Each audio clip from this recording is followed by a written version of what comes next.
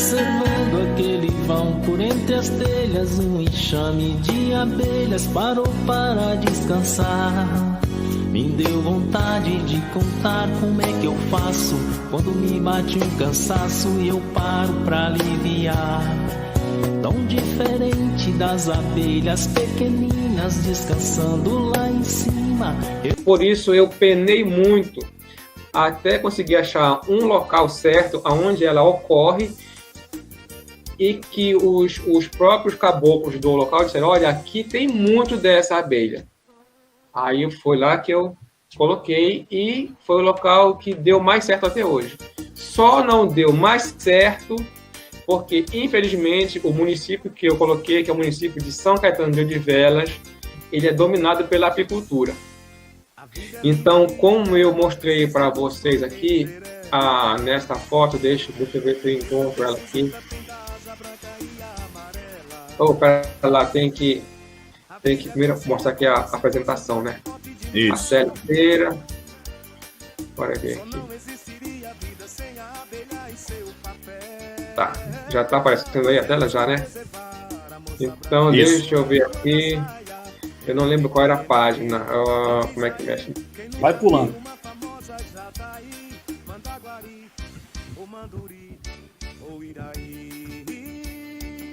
Temos que preservar a apis e arapuá. Não precisa gostar, é só preciso respeitar. Tem saranhão, a caga fogo e também tem a limão. Não quero não, não quero não, não quero não.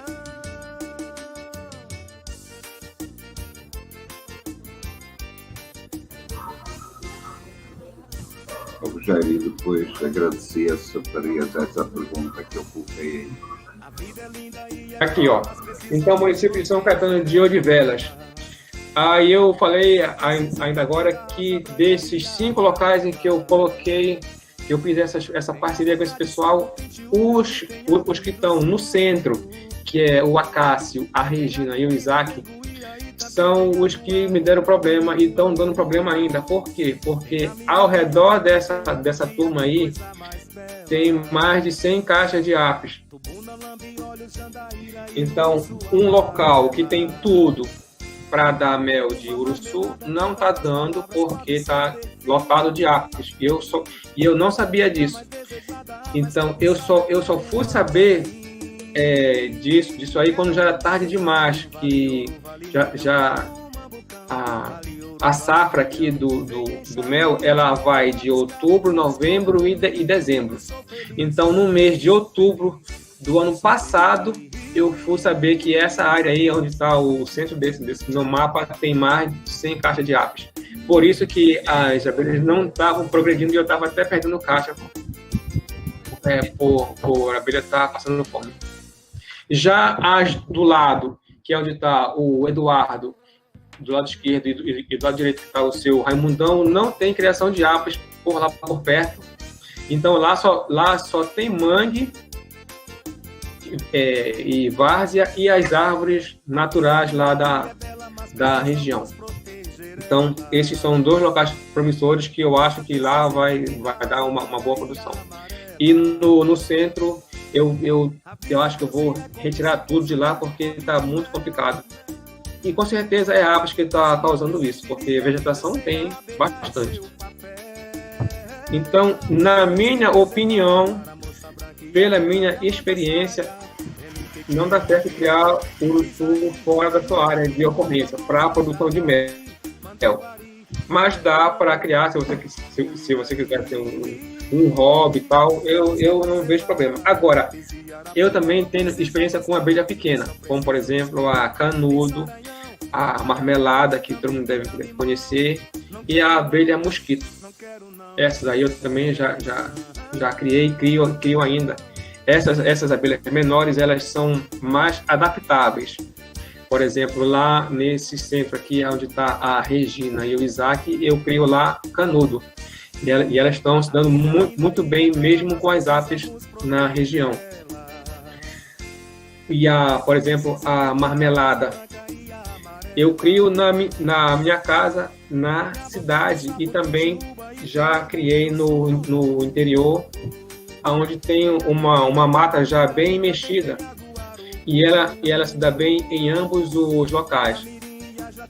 E a abelha mosquito, que aí deve conhecer como mirim, eu crio na minha casa e aqui tem dela na minha cidade. Eu coloco xarope aqui, vem a abelha da rua para vir tomar, que é essa mosquito. Tá, agora para a próxima pergunta, que eu esqueci já, era da fermentação, né? Da fermentação é controlada, você vai dizer controlada ou é a temperatura ambiente? Olha, quando me perguntam assim, esse mel eu posso guardar na geladeira para ele não estragar? Aí eu falo assim, olha, a abelha tem geladeira na colmeia? Lá dentro da colmeia é frio? Não. Então, dentro da colmeia, na verdade, não é frio, é quente. A temperatura fica, se eu não me engano, entre 33 e 36 graus. Então, é um ambiente, mais ou menos a mesma temperatura do lado de fora. Na minha região aqui, que aqui o clima é um clima quente. Então, todo o meu mel ele é conservado à temperatura ambiente. Eu não ponho nada na geladeira e nem tento controlar nada. Ele está todo no corredor, naqueles baldes que eu mostrei. E lá nesse corredor não fica quente, porque ele está longe de onde pega sol. E ele fica quase o tempo todo num local escuro, porque a gente só acende a luz à noite. E aí? Deixa eu revisar algumas perguntas aqui, tá? E tem tanta gente, tanta pergunta, e aí acho que a gente pode não dar tempo de fazer, né? Tem algumas perguntas sobre tamanho de caixa que você usa, se você usa melgueirão, eu até conversei com você sobre isso, se você usa melgueira normal ou se você usa melgueirão, né? Alças normais ou melgueiras grandes.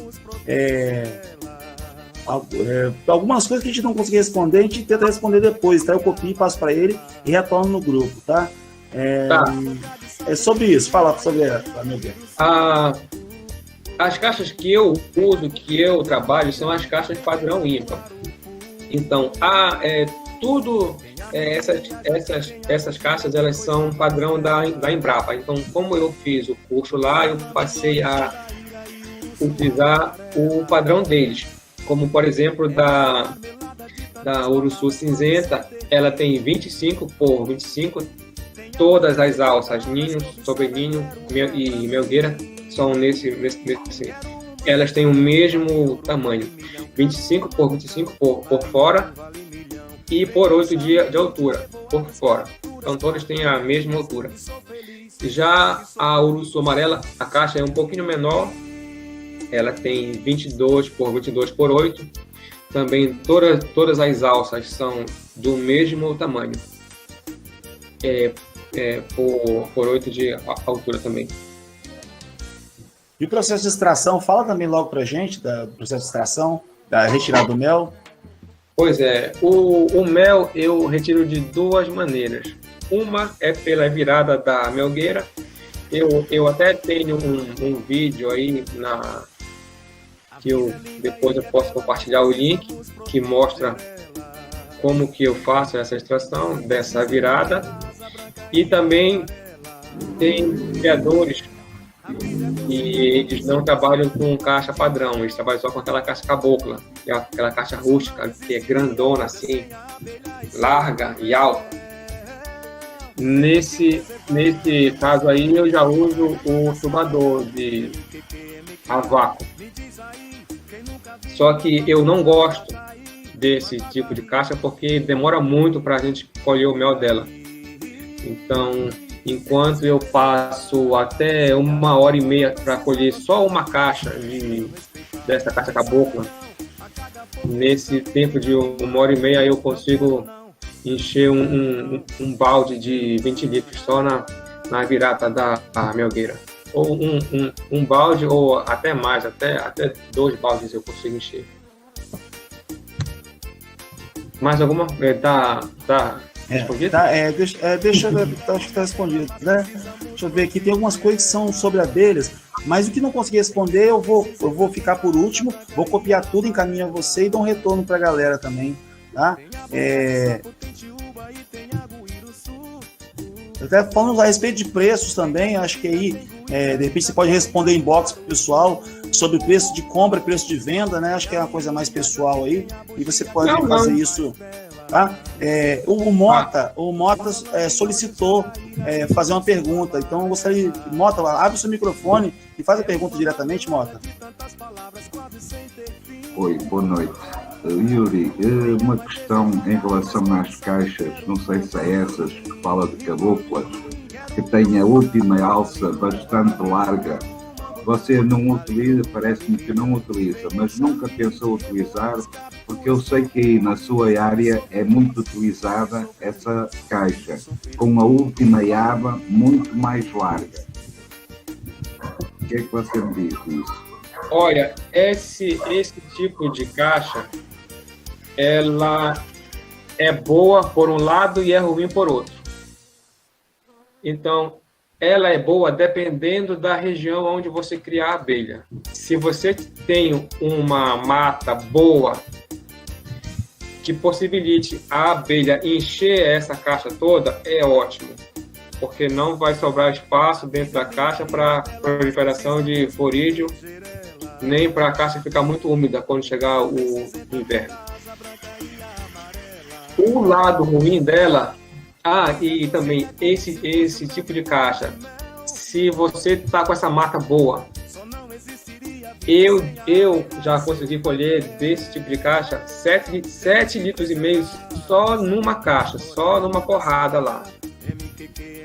Então, por esse lado é ótimo para quem cria, mas para quem trabalha com volume, com produção mesmo, ela não é boa.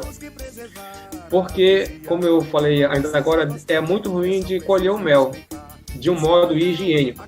Então, para colher o mel tem que ser com sugador. Então, para colher 7,5 litros, sugando lá potinho por potinho, e a caixa é alta, então você tem que meter a mão lá dentro, aí fura o pote de cima, depois fura o pote de baixo, fura o pote mais embaixo. Então, é muito complicado e faz uma meladeira só. Então, por isso que eu não uso esse tipo de caixa. É muito trabalhoso e faz a gente perder tempo. Entendi. E já agora você perfura todos os potes e vira. Como é feita a filtragem depois? Pois é, então, isso aí é mais ou menos assim.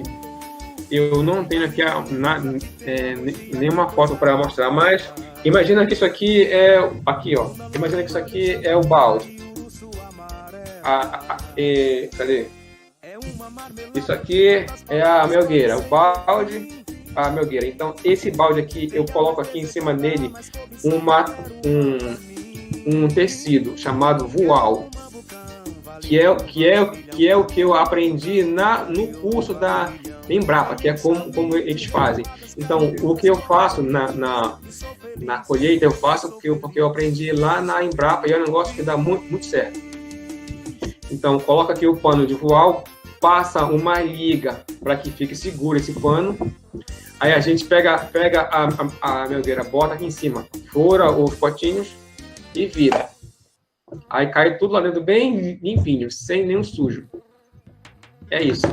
Agora, eu tenho um link de vídeo que eu posso passar para vocês que mostra isso aí bem direitinho. Eu passo depois. Eu não tenho ele agora aqui. Você passa para mim, eu repasso para o grupo, tá? Teve uma pergunta a respeito por exemplo, uma produção de 500 litros de mel, quantas colmeias aproximadamente seriam necessárias dentro dessa perspectiva sua? E é isso aí. Pois é, então, para conseguir esses 500 litros, não é só de uma vez que a gente consegue. Então a nossa safra aqui vai são 3 colheitas. Outubro, novembro e dezembro. Então, esses 500 litros está dividido nessas 3 colheitas. E mais ou menos umas 200, 300 caixas é o que eu mexo para conseguir esses 500 litros. Até mais caixas, mas é mais ou menos isso, entre 200 e 300 caixas. Porque essa região onde eu faço a colheita é uma região muito, muito rica de vegetação nativa, que é justamente lá o município de Trapateua. Então lá esse pessoal ele já tem tradição de criar abelha lá de quase um século. Então eles já têm a técnica certa, sabe onde colocar, sabe que onde tem uruçu não pode ter apis. Então, o uruçu cria aqui, a apis cria lá na caixa prego. Então, eles sabem já disso aí tudinho. Então, eles conseguem ter uma produção boa. O meu limite hoje de produção de uruçu é 500 litros. Eu não consigo passar adiante mais do que isso, porque eu tenho várias limitações ainda. Se eu não tivesse as limitações que eu tenho hoje, tipo legislação, ter um selo de inspeção, locais para eu vender, se eu tivesse essa situação liberada para mim, eu já estaria vendendo 1.000 litros, 2.000, 3.000 litros. Mas eu não posso. Sim. Outra pergunta foi sobre essa parceria que você faz, que você entrega o meliponário e as abelhas, e perguntaram quantos enxames você entrega em média para cada parceiro. O meliponário, quantos enxames? Olha, inicialmente é 1 a 2 meliponários. Cada meliponário eu desenvolvi para caber nele no máximo 12 caixas, sendo caixa de uruçu amarela ou uruçu cinzenta. Então, cada pessoa recebe no máximo, inicialmente, 24 caixas. E esse... aí, vai aumentando de acordo com a demanda, né? Se melhorar, né? Isso, se melhorar, a pessoa recebe outro meliponário. Se não der certo, a pessoa já sabe que se não der certo, eu vou retirar de lá tudinho e vou levar para outro interessado. Perguntaram aqui a respeito do tempo de implantação do meliponário, que você consegue avaliar se vai haver uma boa produção. Você é de uma safra? Como é que você consegue ter essa avaliação se é produtivo o local? Pois é, isso aí é um período que demora. Eu não tenho assim um período certo. Por exemplo, tem locais que eu levo as abelhas no inverno. Tem locais que eu levo já no verão. Mas o que me faz saber se vai dar certo ou não num local é a minha análise de como está se desenvolvendo naquela área. Se a pessoa está interessada em fazer tudo direitinho ou se está tudo largado lá, se a pessoa alimenta direito as abelhas quando é inverno, se ela limpa a caixa, se ela tira batume ou se está tudo de qualquer jeito. Então, tem locais que a pessoa não se interessa, então eu vejo que aquele local lá não vai dar certo. Aí eu tiro de lá e levo para outro. Já agora uma pergunta também, posso? Em relação, tendo em conta a quantidade de caixas que você tem, quais são os produtos mais que produz? Própolis? O que é que produz mais com essas caixas? Olha só, quando eu comecei, eu comecei lá em 2016 vendendo aqueles 100 litros de mel de uruçu cinzento. Mais de 20 litros de mel de uruçu amarela. Esses 20 litros de uruçu amarela eu vendia assim num tapa. Então, em 2017, eu comecei a ter muito pedido de mel de uruçu amarela, que é um mel azedo. Muita gente pedia mesmo e eu não tinha quem me conseguisse esse mel. O máximo que eu consegui na próxima safra foi 30 litros. E esses 30 litros também vendeu assim num piscar de olhos. Aí eu pensei, bom, eu vou investir no mel, mas eu vou investir no que o mercado está me pedindo, que é o mel azedo. Então eu vou investir no mel de uruçu amarela. Então todas as minhas, quer dizer, quase todas as minhas caixas são de uruçu amarela. Então eu devo ter mais ou menos entre 80 e 100 caixas de uruçu amarela. E o que eu... Sim. Tem uma pergunta aqui que é a grande dificuldade para todo mundo na produção de mel é sobre a legislação, a dificuldade que você tem aí sobre a legislação do mel. Como que está funcionando aí na sua região sobre essa questão da legislação, da comercialização do mel? E a que nível está? E outra coisa, a respeito da formação que você dá para as pessoas que são parceiras. Você pode falar sobre essas duas temáticas? Pois é, legislação foi sempre um problema desde o início, porque aqui no Pará não existe absolutamente nada de legislação e nem plano para que tenha. Pelo menos que eu saiba, não. Mas eu nunca me preocupei com isso, não.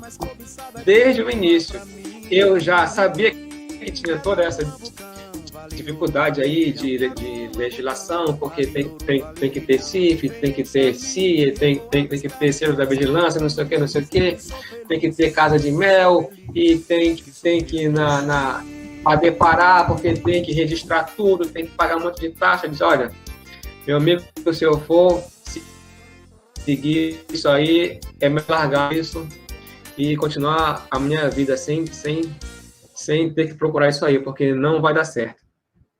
Então, eu esqueci legislação, esqueci tudo.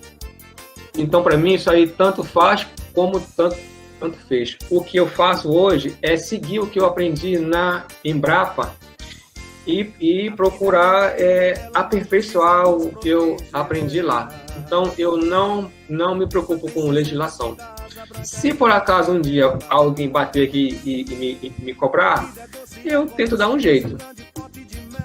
Ou eu tento me regularizar. Se eu não me regularizar, eu vou continuar irregular mesmo.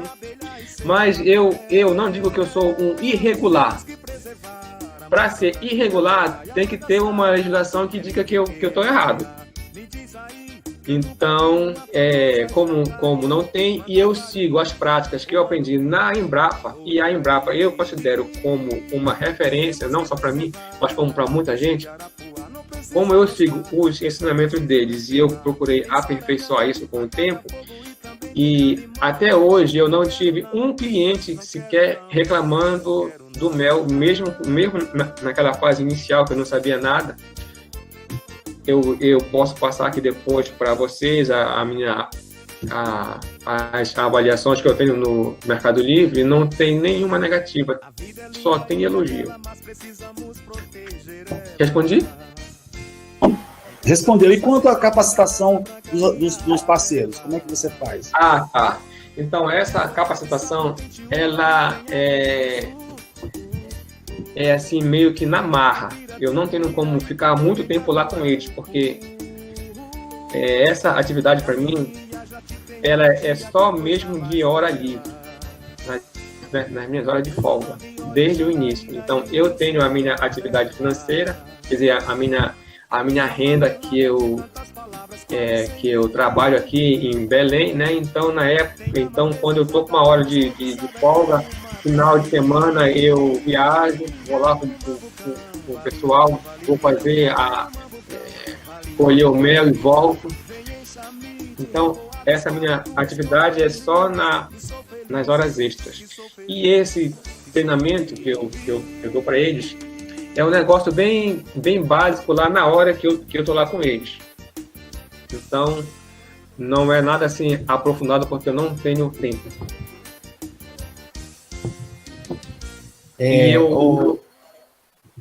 Você pode parar a sua apresentação? O pessoal está pedindo aqui para você aparecer na tela toda. Então eu parei aqui, né, nesse meu upgrade que eu dei nas minhas caixas. E também, voltando ao Cristiano Menezes, a ajuda que ele me dá é mais de divulgação. Então, aqui, nessa Expoflora aí em Olambra, no ano passado, ele também levou o meu mel e expôs lá com a minha plaquinha. Essa aqui é uma outra exposição que também ele participou, e também com o mel lá, né? Foi a 16ª Semana Nacional de Ciência e Tecnologia em Brasília. Você está com um padrinho muito bom, né? Eu não digo que ele é um padrinho, mas eu digo que ele é uma ajuda. Então, aqui, ó, eu já estou aqui mostrando como é o meu meliponário, que eu tive que desenvolver eu tive que fazer que se adaptasse à minha situação, que eu tenho um carro pequeno, que é um Cronos, e eu precisava desenvolver um meliponário para eu poder levar lá para o interior, que eu pudesse levar ele dentro do carro, desmontado, chegar lá e eu mesmo montar ele sozinho. Então eu desenvolvi mais ou menos esse método aqui, que ele é bem barato e usa pouco material, e com menos de R$100 dá para montar um meliponário desse. Observando aquele vão por entre as telhas, um enxame de abelhas parou para descansar. Me deu vontade de contar como é que eu faço quando me bate um cansaço e eu paro pra aliviar. Tão diferente das abelhas pequeninas descansando lá em cima.